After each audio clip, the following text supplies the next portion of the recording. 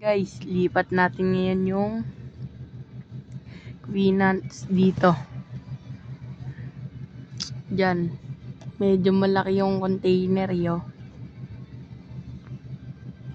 Tignan natin kung lagpas pa sa dangkal natin, oh. Ito lang to. So lilipat muna natin siya, i-separate natin. So let's go. La, napisat yung mga eggs. Yun, oh. Pero may natitira pa. Subukan natin kunin. So ito guys, saan kaya maganda patirahin tong queen? Dito sa Formicarium. O dito muna sa test tube.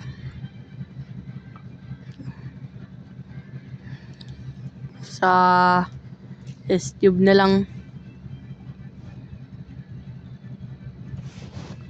Siya, ang laki. Ay. Ina, pumasok na. Back to day 1 ulit siya. Rico.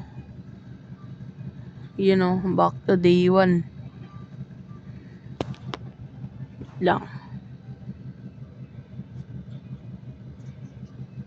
Hirap ipasok ah. Yan.